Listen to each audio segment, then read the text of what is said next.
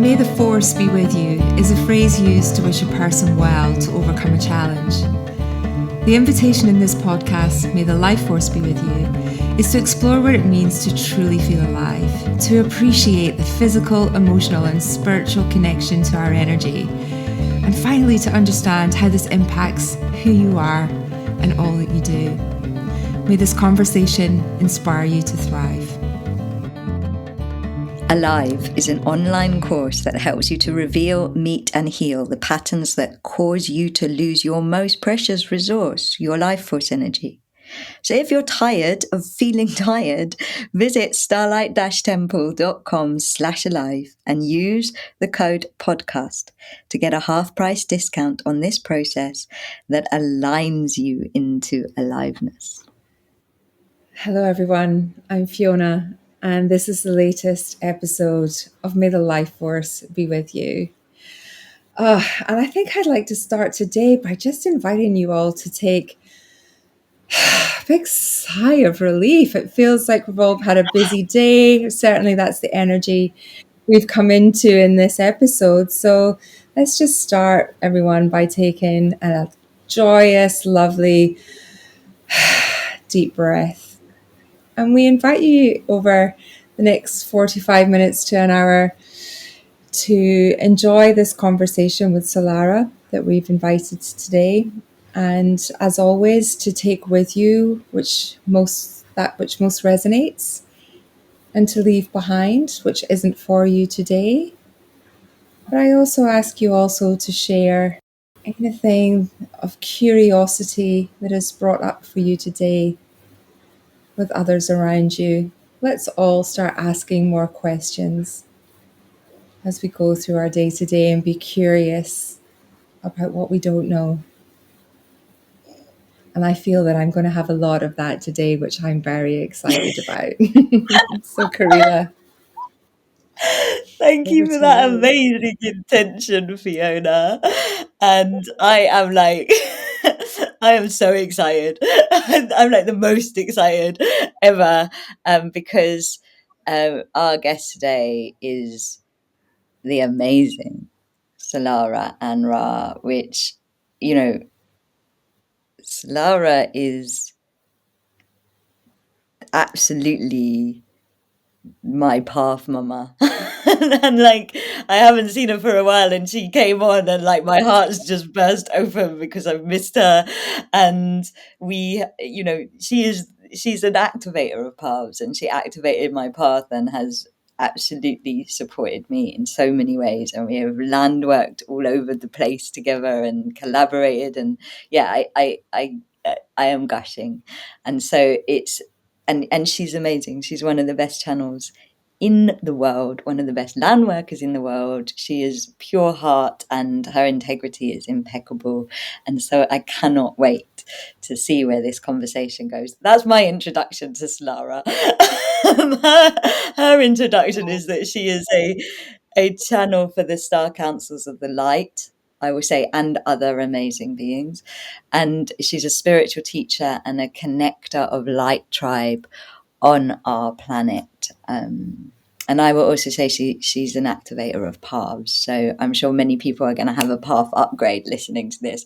So I'm just so excited Solara is here. Now you just made me cry, Karila.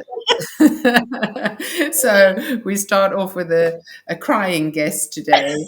Karila is always like that about me. So sweet and loving and generous and complimentary about me and my path. She is a living example of my path, which is as an activator of paths. And it is just the most wonderful gift that I was given by the guides that I connected with that were originally Pleiadian guides. But I just was so ill-informed about star people in general. I was only really into the Pleiadians when I was first activated. And so I didn't realize how many other guides were with me. So they just made it simple at some point. By I was saying, but who are we now? Who are all these we people that are now talking that doesn't feel exactly like my Pleiadian guides? And they said, well, we'll just call ourselves the Star Councils of Light, seeing as you've called your Pleiadian guides the Pleiadian Councils of Light. And what happened to put me on that path was that I asked how I could be of service. I said, the guide said, what is it that you want to do? What is it that you long for? Why do you want that connection? And I said, I want to help other people awaken to their spiritual path, because my awakening is the only interesting thing that ever happened to me on the planet. And I was already, in my 30s, so that was already a long life that had been lived that was so fucking boring, just so frustrating and boring and sad. Your life is the opposite of boring now. You travel all over the world. You do land work. You know people all over the world. You live in a beautiful place. You have an amazing husband. Like your life is the opposite of boring. Yeah, I mean, that is a very interesting thing for people to reflect on, because a lot of busy modern people wrapped up in their careers and doing very interesting things think about spirituality as boring, and they just think, oh, you have to sit quietly in meditation and you have to do these things that I don't have time for. Like, that's what it means to be spiritual, is to get all hippie, or that's just not my thing. I'm leading an active, interesting, dynamic life in my career, and I don't want to make time for something that just seems boring to me. And if only they knew that the path of awakening was just made life so much more interesting, and as an amazing plus. There is no way to be on a genuine path of awakening without becoming more abundant. It's just that you have to let go of your old concepts of what is needed in order to get rich. Like, let's just say the words rich and money are not non-spiritual. If you're on your path of awakening, something is wrong if you don't learn how to go with the flow in such a way that you have abundance in your life, not only to do with money, but to do with everything. Yeah, I was actually going to ask that question, Solara, which how do we, and this is a big one to open with, I guess, but how do we encourage more people to crack open that light of curiosity, to understand that there is a depth of life and abundance out there, that just because they don't see it today or don't understand it today doesn't mean that it's not for them.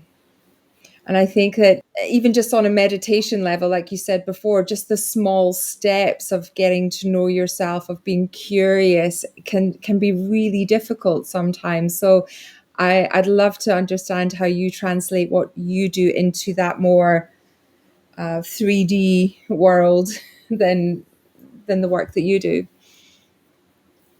Well, I have to say that humans, and here I'm giving the perspective that I've got from my guides, it's not just like me saying things about humans. Humans are lazy, and they have been programmed into being resistant to change, and just like Mm-hmm. accepting what they have and not wanting to rock the boat too much, because bad things might happen, because they don't know what's going to happen. So this fear of change has been purposely bred into us. We all know that there are forces in our world that have purposely tried to disconnect us from our spirituality. And this is something that I'm going into with my new book, because when I first heard about the Anunnaki, and at that point the Anunnaki were being presented as lizards, as reptiles. Just for anybody listening, can you just explain a little bit more about the Anunnaki? Like, I'm just aware that some people listening might never have heard of channeling, star beings, Anunnaki, any of this. So, can you just give like a few lines of like, if somebody's like mind is just blown right now? Yeah, thank you. Thank you for pointing that out. In actual fact, I can't help having a little promo moment for the book that I'm just finishing, which is Over called it. Rainbow Bridge to New Earth, because it is literally made for people that have never heard of star beings, and they heard of channeling, but they think it's a bit dodgy and dangerous or fake, Mm-hmm. and they don't know what's true and not true about all of the stuff that's been disclosed and the conspiracy theories and all of that. And all of it is like so confusing and just seems hippie and way out or just scary. My book is literally made for them, because what has happened for me in the writing and the channeling of the book, because I'm doing it with my guides and not only from the guides, is Mm. that everything is being explained in a way that normal people, anybody, even my family, could understand on a left brain level, exactly what has been happening on the earth since the inception of the great plan for these multidimensional humans on the planet, and how that relates to what is happening now and what will help us now, in our awakening process. And one of the things that has come up is about this group of beings, which, let's be clear and say that they are extraterrestrial beings, called the Anunnaki. And my guide said to me at some point when I was doing a chapter on star seeding, like, where do our genetics come from? What is this idea that in our DNA is the DNA of other beings, extraterrestrial or alien or star beings? And in that part of the book, the guide said there will be a chapter on the Anunnaki. And I just thought, oh, fuck, really? Because I had such resistance to the idea of the Anunnaki. And so I'll explain that knowledge of them came from the Sumerian tablets. And the Sumerian tablets were discovered in the Middle East, and they were stone tablets with carved writing in them. And the thing that's amazing about them is that they were made over and over again. Like, there was no other way of recording records other than literally carving, chipping into stone these stories. And they weren't just done once, they were done over and over again, because obviously the tablets would get old. And that record was made way before something like the Bible, for instance. So the Bible has so many distortions in it because, firstly, the people writing it didn't know the full story anymore. Like, the records hadn't been accurately kept, and it was made by a lot of different people contributing the different chapters of the Bible.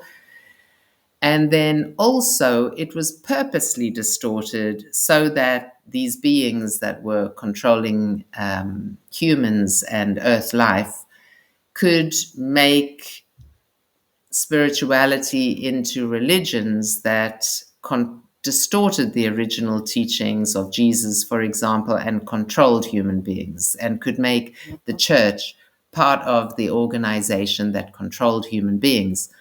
So this is where the Anunnaki come in, because they're mentioned there.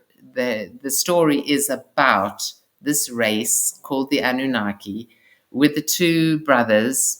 In actual fact, they were half brothers, Enki and Enlil, and they were part of an extraterrestrial race that came to Earth to conquer Earth. They were like, yeah, that planet looks promising. We're just going to take it. And from the story of Enlil and Enki come all of those other stories, like Cain and Abel in the Bible, like Seth and Osiris in ancient Egypt. All of those stories are based on this original story of Enki and Enlil, and also the story in the Bible of how Adam and Eve were created in the Garden of Eden. All of that comes from this original story in the Sumerian tablets. And Wow. I had so many things that were unanswered in my brain about the Anunnaki. And also, I didn't want to know about them because in my personality type, I'm a very black and white person. So my spiritual path was look to the light and the dark will just be dissolved. As long as I stay on this path of awakening that looks towards the light and I work with the good guys, which are my guides, then I don't have to worry about anything. But that isn't actually the way things are. Light and dark are just two polarities, and the whole universe is in duality, and everything is on um, that line that moves between the light and the dark, and that is the process of creativity. There could not be creativity, there could not be evolution without those two sides of the scale, and it's very clearly shown in the story of Enlil and Enki. So I now, because I've been forced to face this story, because there is a chapter on the Anunnaki, and I don't like to channel about things and present things to the world that I haven't integrated in myself and in my left brain. Impeccable integrity. That is impeccable integrity. That is why I described you as in impeccable integrity, because it matters, because there's loads of people out there that are doing things that they haven't integrated, and it's a problem. It's why channeling and spirituality has a bad reputation. So I just want to make note of that in this space, is like, that is how you have impeccable integrity. You don't share what you haven't integrated, you know? Well, in actual fact, Karila, in the past, I have shared things that I haven't integrated, and I believe that that is why this second book has been kind of forced on me. I mean, my guides got me to do the second book by saying, this is a channeled book. It's going to be easy. You're going to do it in about 2 months. No need to worry about it. So I had this idea that I was just going to download the information, almost like automatic writing, except that I don't do automatic writing, but I would get these verbal downloads and I would transcribe them, and then the book would be done. And that is the way they kind of tricked me into doing the book, because what the book is doing is bringing me back into integrity. Because in Wow. the past, my channeling has been in these little bits in different contexts. So I've guided to take people on a sacred sites trip in Japan. So I'm happy to do that. I know I don't have to really prepare because the guides are going to kind of do it for me. Then I go to Japan. Then I channel some stuff that I haven't integrated, that is about these people called the guardians of the inner earth and the guardians of the seed codes of Lemuria. I don't even understand if they're the same group or they're two different groups. And I have to integrate it afterwards. And Okay. I thought that that was the main thing that would be integrated in this book, because there is new information about our planet and about, in particular, the core crystal of our planet that hasn't really been big subject in spirituality and in the various schools of awakening and the paths. It hasn't really been a big subject. So this is kind of new news. And I thought, amazing. So all of this stuff is going to get explained, and then I'll really understand it and it can be disseminated to the world. But I wasn't thinking about things like the Anunnaki, who are the baddies. You know, they're in the world of evolution and awakening. There are goodies and baddies. So this is the chapter that I'm on right now. It's called The Goodies and the Baddies. And the main group of baddies, people that have been into disclosure and researching things and awakening and following different teachers and different paths, do tend to come across this concept that there have been some baddies on our planet that didn't come from the planet, they came from somewhere else. And they had an agenda which wasn't benevolent. They had a malevolent agenda that caused people to be shut down and limited. Somehow hypnotized human beings into not searching for awakening and not understanding who they truly are and not understanding their potential because they wanted to just use human beings. So when I first heard about this extraterrestrial race that came and that used human beings as slaves to mine gold, I just went, no. I'm sure a lot of people listening are Yeah. feeling no, and they're just like, no, because nobody wants to hear that.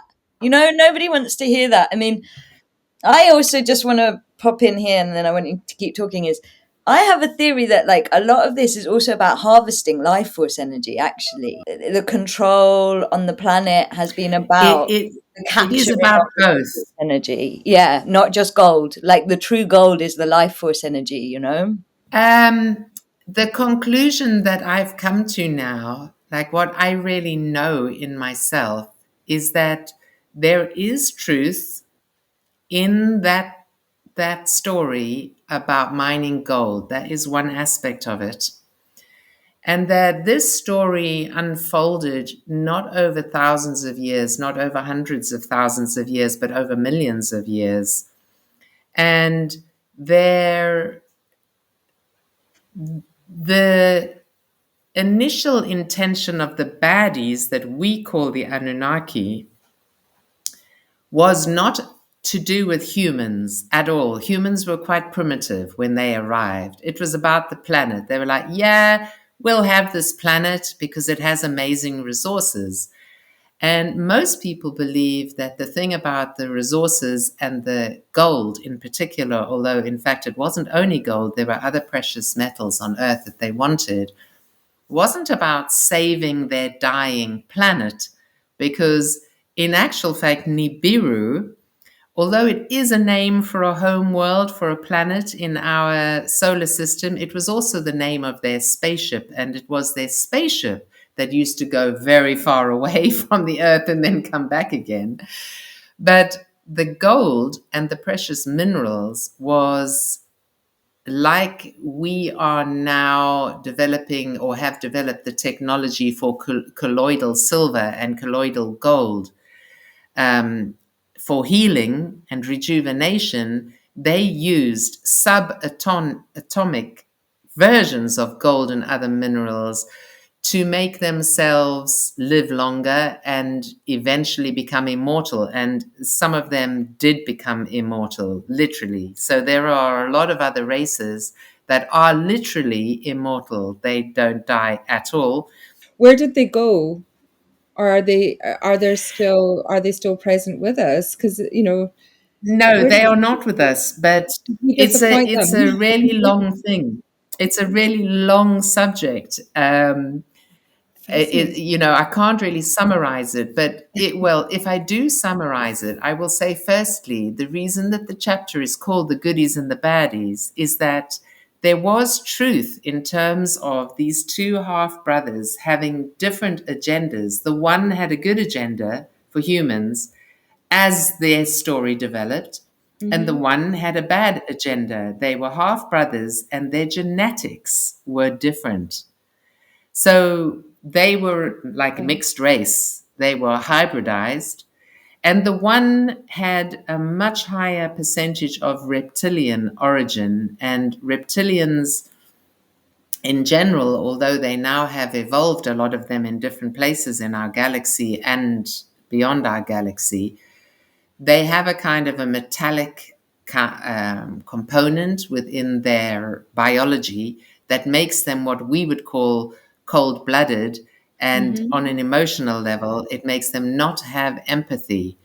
And so it's, they don't consider themselves evil. They just have an agenda. They have an agenda like, our agenda is to get these minerals from the earth. What will make it the easiest for us to do that? And that it's just like a neutral thing for them. It's not like an evil thing for them. For anybody that's mind blown and is like Anunnaki aliens, what I'm hearing is you also see that though on the, like, if you want to like put it onto the 3D, we have a problem with people, political leaders, people on on the 3D dimension operating from that reptilian way of like, how can we extract the most out of this planet for our own gain without having any empathy or compassion for other living beings and other life force, including other people, like that, like there is evidence of that on a completely 3D level in a massive, like,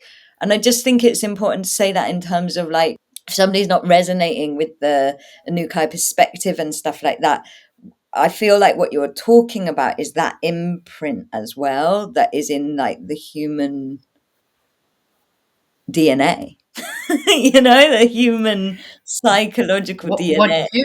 What you're actually talking about, Karila, is the end result of what happened. What we are dealing with now on the earth is exactly what Karila said. We are dealing with the end result of two different groups. One of the groups was the Anunnaki, and the other group I'm not even going to mention because it will dig up a whole lot of other stuff. But both of them were reptilian, and both groups did the same thing, which is anything that they could do to restrict the awakening and the higher consciousness of human beings. So I'll mention that in my earlier days of awakening, I had some friends that were into David Icke and the stuff that he was revealing. And I was completely against it because what my Pleiadian guide said at the time was that if you are listening to something or you're reading something that is instigating the emotions of fear, helplessness, or anger, and you're not able to recalibrate those emotions, it's okay if you feel those emotions, but if you're not able to recalibrate and come to balance, come to peace, and accept the information that has done that to you, but recalibrate your emotions so that you can raise your frequency again, then it's better not to listen to those things or read those things. And it's only in the process of doing this book and the stuff that I have now discovered about these two different races that have negatively influenced humanity up until now that I realized that all of that stuff that David Icke was saying about the reptilian agenda on the planet is real, is true. It was just I wasn't ready to accept it at that point because I was one of the people that my guides were talking about that simply wasn't able to deal with the information and then recalibrate my emotions so that I could stay on a high enough frequency to carry on my path and be happy.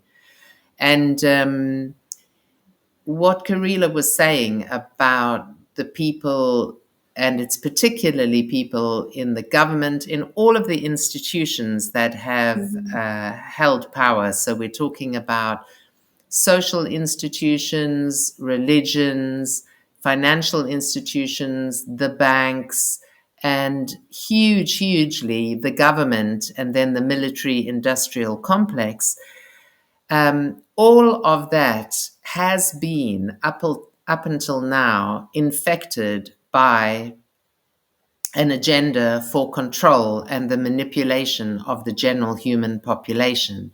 And the good news, and to answer your question, Fiona, is that those Anunnaki were kicked out a long time ago. It's not that their influence is not still with us genetically, because it is.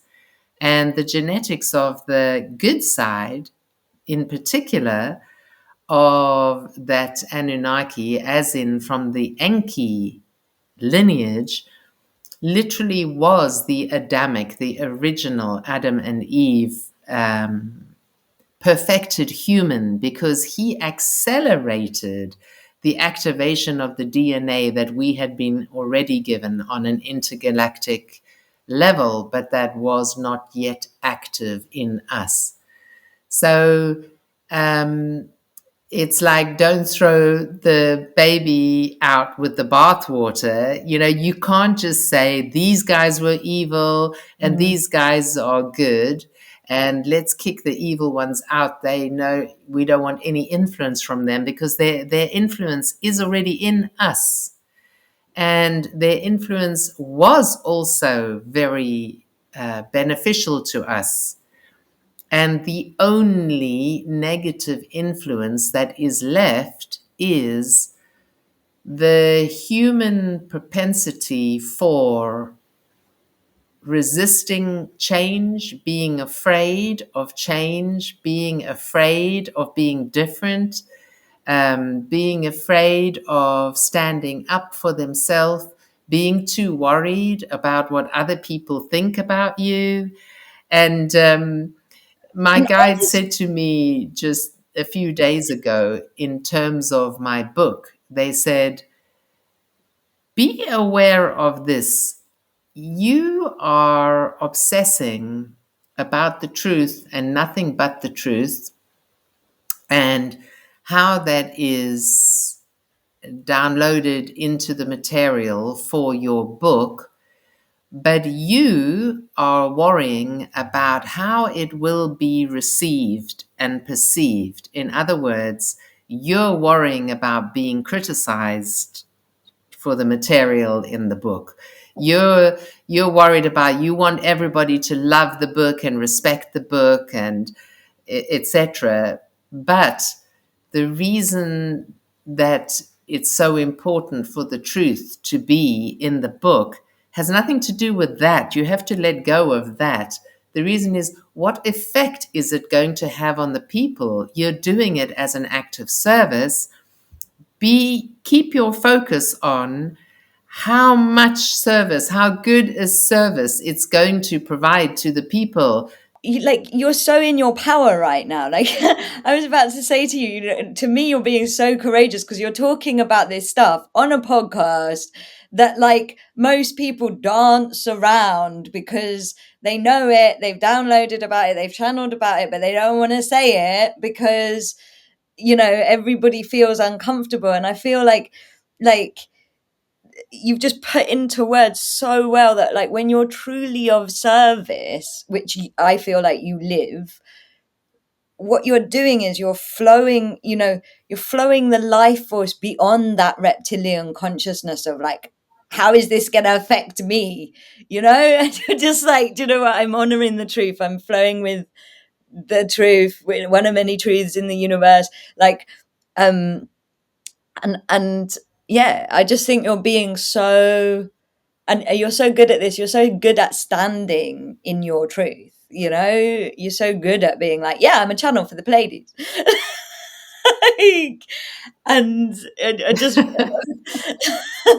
whereas most people, they like don't do that. They have this visibility thing around their own truth, and I feel like that's actually part of the medicine of coming out of this reptilian consciousness that we've inherited, is like to just be able to fully surrender into the service. And I have to say, it's like, yeah, it's like you can say that, and it's 100% true. But I'll go back to what Fiona was asking originally about how can we encourage people to go on their path of awakening and their spiritual path? Like, how can we do it?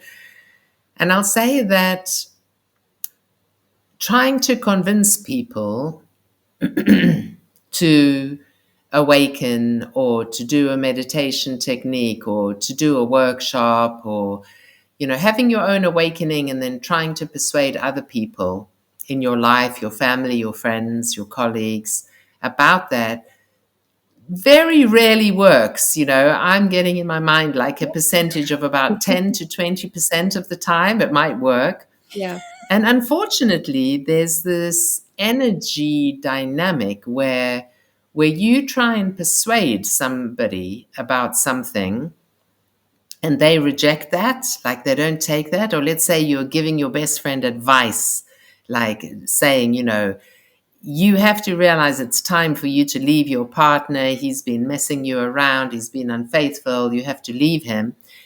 If she doesn't take that advice, there is a kind of a energy back bounce where it drains your energy. And a simple way of saying that is that you might feel disappointed or sad that she didn't take your advice because you know that it was good advice and she didn't take it. Now she's going to carry on hurting herself. Or in a stronger emotion, you might feel angry, or you might feel disillusioned, or you might feel frustrated. It might have a negative effect on your own spiritual path because you think, what is the good of this anyway? Because other people are never going to listen to me, etc. So You are describing my life right now, by the way. I'm having so many of them. This is spot on. I am taking notes. So, what are the alternatives other than trying to persuade people about things that have helped you? The main thing is to lead by example. So, with my children, for example, my children grew up. My initial path of awakening was about manifesting, because my initial path, let's say, came through reading Louise Hay's book, You Can Heal Your Life. And the most important thing in that was you are 100% responsible for everything that is in your life, the good, the bad, and the ugly. And for me, it was like a huge thing that happened. I was like, oh my God, there is so much shit in my life. And the worst thing in my life was the lack of abundance. I was stuck in poverty consciousness. I was with a man who was terrible with money. We had terrible debts. I couldn't see any way out of that. And I thought, okay, so what this book is saying is that I'm responsible for that. That if I have no money and debts, something in my life and in me has caused that. But it also means that from this moment on, I can change that. So that my major path of spiritual awakening was about that, was about you are in charge of your life. So when I had children, my children, a lot of the sort of spiritual things that I would say, they were like, "Oh yeah, ma, blah blah blah." Of course they're not going to listen to what you're saying. And my guide said to me, "The only way you can show your children anything is by example." So I realized that they would only take examples that they could literally see. So if I talk to them about the theory of manifesting, they were just kind of like, what the fuck are you talking about? And So I would manifest something great, and then I would just tell them about how I manifested that, not in a way like I was trying to persuade them that's how manifesting works. I would just say, wow, it's really amazing, because I wanted this thing, but I thought I didn't have enough money for it. But I started picturing this thing, and then I followed this kind of clue and that kind of clue. And I would just like tell them stories about how I had manifested things. And they were like, uh-huh, uh-huh. And it was just like a story that I was telling them. And that is how my children awakened, is by watching me change my life, watching me become more abundant, watching me let go of a 20-year relationship with their father, and how that developed into me being much happier and more abundant and fulfilled and having an amazing, exciting life, and watching their father somewhat more slowly do the same thing, go on to his path of awakening, change his life, be more him. And they they watched the divorce of their mother and father unfolding in a positive way because of the way I presented it to them and explained it to them and then acted it out. So um, that is the main way of showing people things. So, for example, for my family, my blood family was just like stuck. I mean, in the mud, like never were going to ever learn anything about the way the universe really worked. And when I was stuck in the drama of, I need to be the good girl, this is what is expected of me, I need to be a successful lawyer or doctor, otherwise my parents won't love me. When I broke away from that and literally cut my connection with my family, moved as far away from them as I could do, and then tried to find my way to happiness by becoming a massage therapist and then a healer, and that eventually leading into me being a teacher, that example showed my birth family that if you let go of what people think of you and step completely outside of the box and just ignore the people that think that you're crazy or that you're a mad hippie or that you've just gone mad in general, and then they look at the life that you're living and realize that you have created a successful, happy, exciting, fun, abundant life through doing all of that weird shit, then that was the example to my family about how you do that. So leading by example is the only way. And I was just going to say, my guides call that way showing. They're like, the way you're going to get humanity out of the trap that is, they call it a timeline, like a timeline that is not going in a good direction, is not by preaching.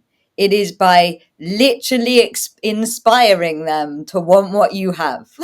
Like literally manifesting a life that is so radiant and alive and abundant that they go, whatever you're doing is better than what I'm doing. And that's how, like, they're like, that's the rainbow bridge. That's how it's the way showing by living it. That is how the next wave of awakening is going to happen. You know, that's what my guides say. It's like that is way showing. It's like you can't teach way showing, you can't channel it. You have to manifest it. You have to literally produce the evidence of it in your physical reality. You know? yeah, and I have to add to that, it's the kind of way showing that people respect me for is the honesty about my own personal process in this now. So I've been on my path of awakening since the age of 28 when I first had a reading with a medium. And it's been slowly, slowly, slowly unfolding in its own ways.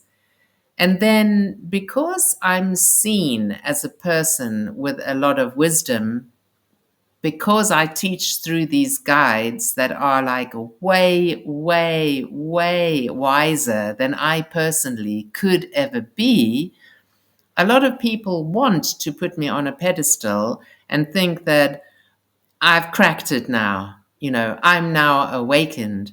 But I am not. I am just on the same path of awakening as everybody that I'm teaching.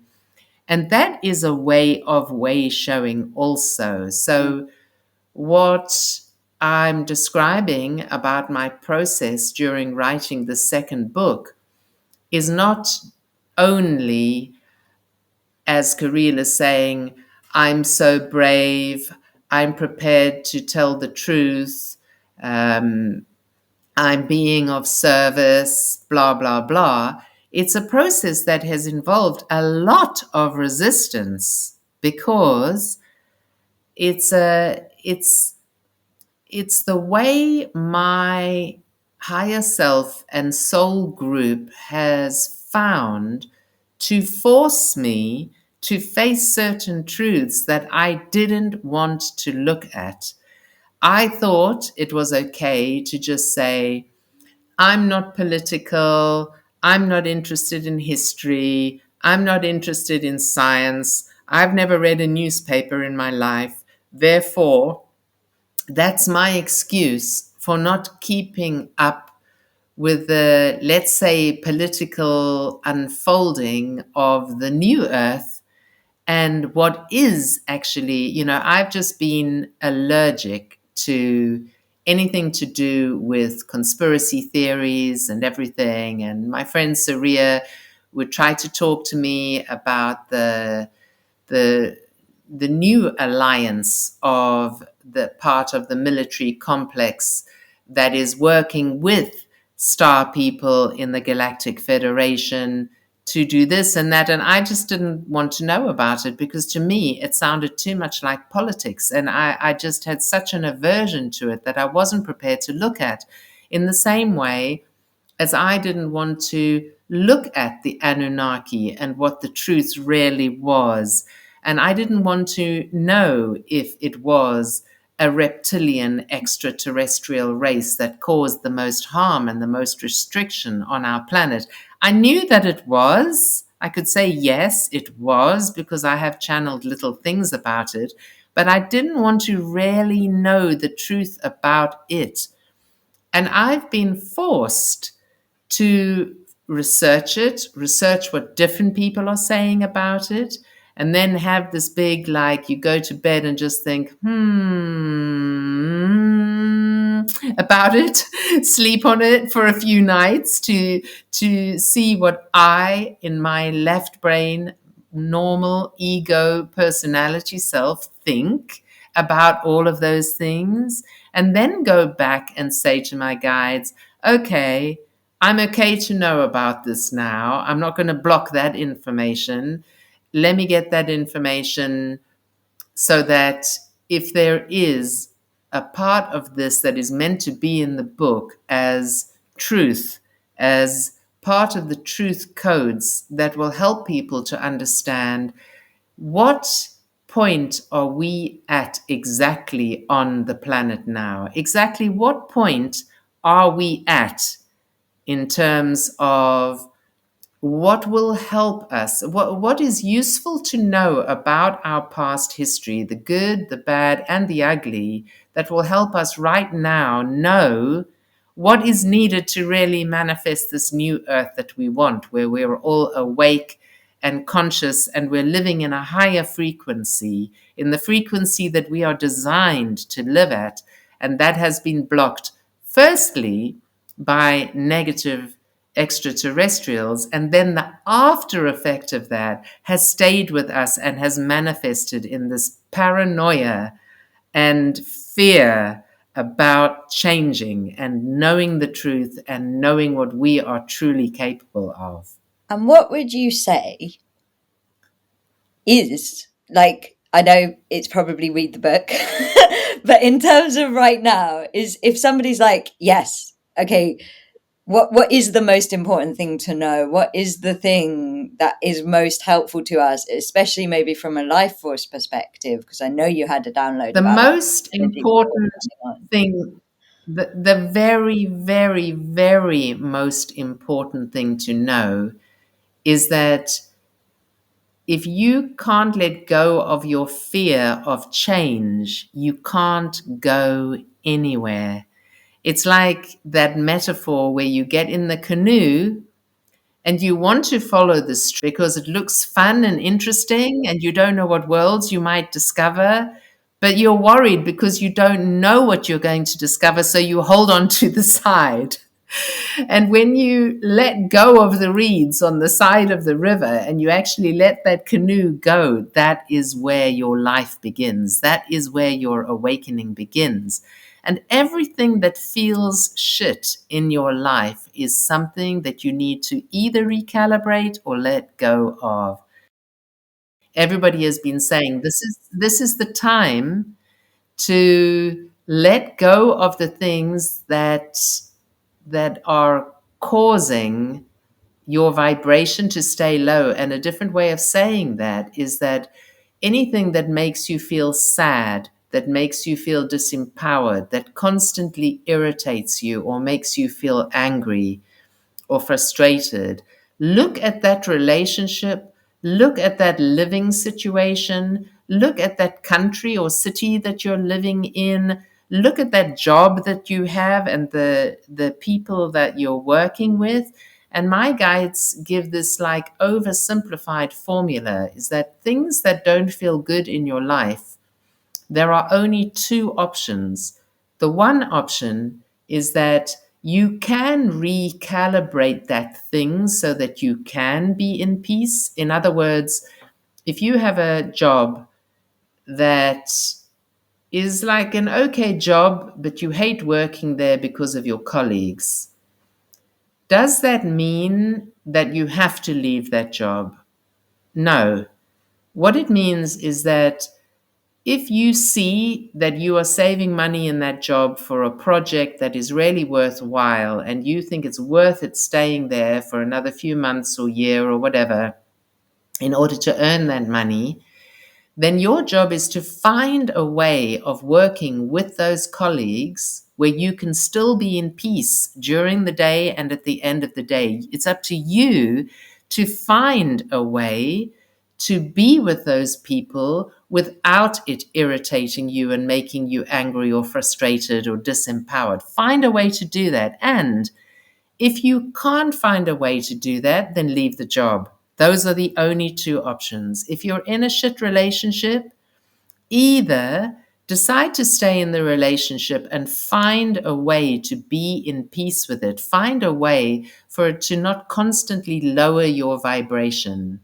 Find a way where you still can be empowered and do what you need to do and want to do and still be with that person and have it okay, or the relationship has to go. There are only the two options because it is the fear of change and the fear of what people will think about you when and if you change that is the blocking point.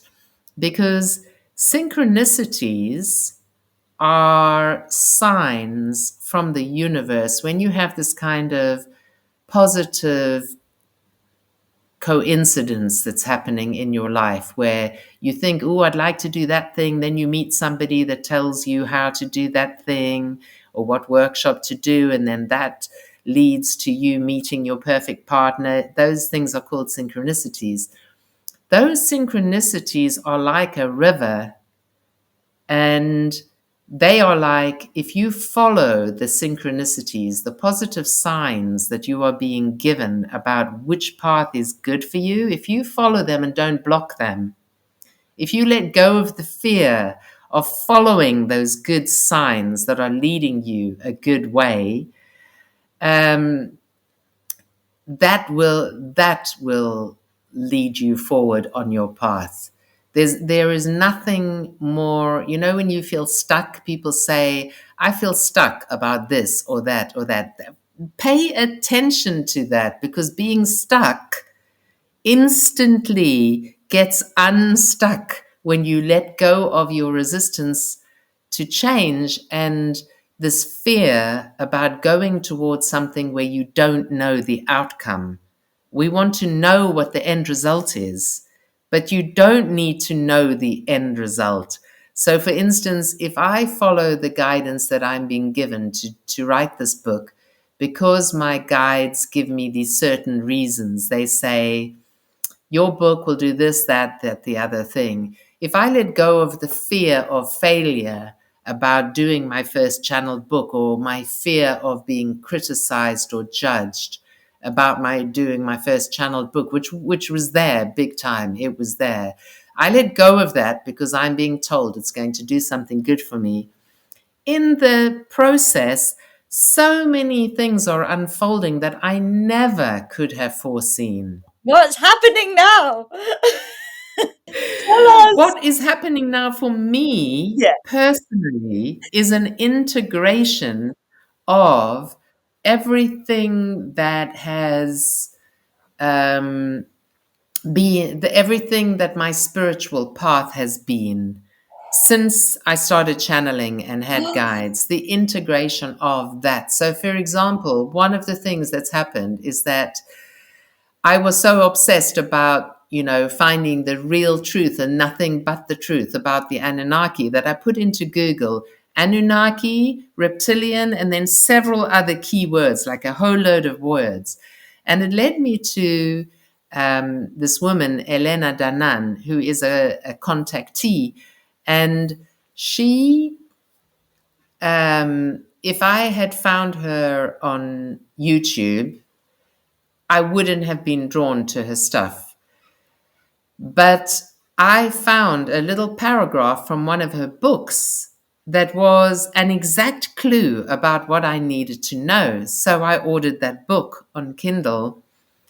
And one of the first things I read there was that she had been on a spaceship, and hers is a sort of classic abduction story. And she had been completely blocked about, more or less, she didn't say it in these words, but the way I would interpret being on her true path as a contactee and bringing information forward that we need to know, because she had blocked that memory. So she had past life regression, and that started everything that has manifested into her path in the last 5 years.